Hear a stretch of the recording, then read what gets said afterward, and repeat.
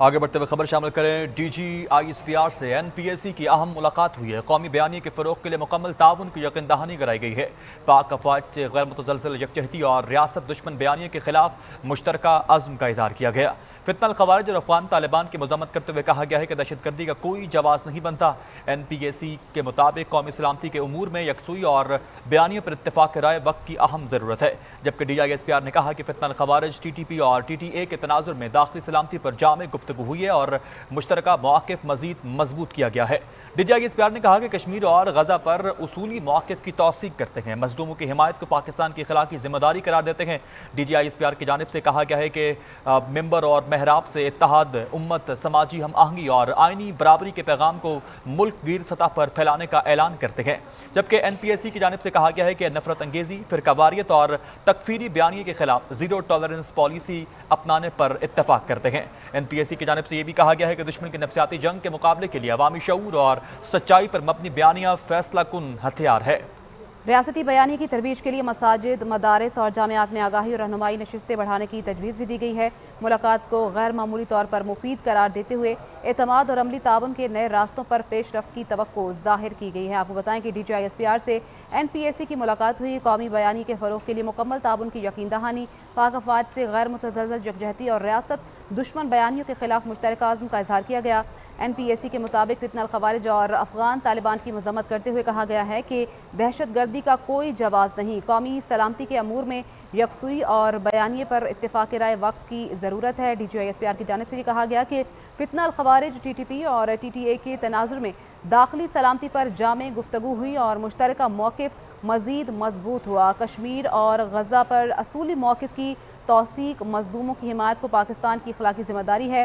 ممبر و محراب سے اتحاد امت، سماجی ہم آہنگی اور آئینی برابری کے پیغام کو ملک گیر سطح پر پھیلانے کا اعلان بھی کیا گیا۔ نفرت انگیزی، فرقہ واریت اور تکفیری بیانیے کے خلاف زیرو ٹالرنس پالیسی اپنانے پر بھی اتفاق ہوا ہے۔ اسی اہم موضوع پر مزید کچھ گفتگو کر لیتے ہیں۔ ہمیں جوائن کیے سینئر اینالسٹ جناب محمد حنیف قمر صاحب نے۔ بہت شکریہ آپ کے قیمتی وقت کا۔ سر، اہم ملاقات ہوئی ہے D G I S P R کے این پی ایس سی کے ساتھ، کیسے دیکھ رہے ہیں اس ملاقات کے ممکنہ ثمرات کو؟ جی، این پی ایس سی کے وفد نے D G I S P R سے ملاقات کی ہے اور اس ملاقات میں فتنۃ الخوارج اور فتنۃ الہندوستان کی دہشت گردی کی مذمت کی گئی ہے اور پاک فوج کے ساتھ غیر متزلزل یکجہتی کے عزم کا اظہار کیا گیا ہے۔ اس وفد میں شامل علماء کرام اور دیگر شخصیات کا یہ کہنا تھا کہ ریاست دشمن بیانیوں کے خلاف مشترکہ جد و جہد اور عزم بہت ضروری ہے اور فتنۃ الخوارج اور افغان طالبان جو ہیں وہ جو دہشت گردی کر رہے ہیں پاکستان کے اندر، اس کا نہ کوئی دین میں جواز ہے، نہ کوئی اخلاقیات اس بات کی اجازت دیتی ہے۔ اس وقت D G I S P R نے گفتگو کرتے ہوئے کہا کہ قومی سلامتی کے امور میں یکسوئی اور قومی بیانیے پر اتفاق رائے جو ہے وہ وقت کی اہم ضرورت ہے۔ کشمیر اور غزہ پر اصولی موقف کی توثیق کی گئی ہے اس ملاقات میں، اور D G I S P R نے گفتگو کرتے ہوئے کہا ہے کہ کشمیر اور غزہ کے مظلوموں کی حمایت پاکستان کی اخلاقی ذمہ داری ہے۔ انہوں نے ممبر و محراب سے اتحاد امت، سماجی ہم آہنگی اور آئینی برابری کے پیغام کو ملک گیر سطح پر پھیلانے کی درخواست کی، جس پر این پی اے سی نے کہا کہ ممبر و محراب کو اتحاد امت اور سماجی ہم آہنگی کے لیے استعمال کیا جائے گا اور نفرت انگیزی، فرقہ واریت اور تکفیری بیانیے کے خلاف زیرو ٹالرنس پالیسی جو ہے وہ اپنائی جائے گی۔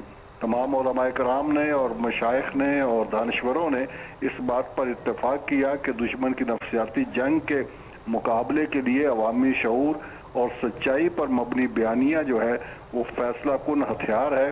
اس لیے نفرت انگیزی، فرقہ واریت اور تکفیری بیانیوں کے خلاف جو ہے وہ زیرو ٹالرنس ہوگا اور اس میں ملوث عناصر کے خلاف کارروائی کرنے پر اتفاق کیا گیا۔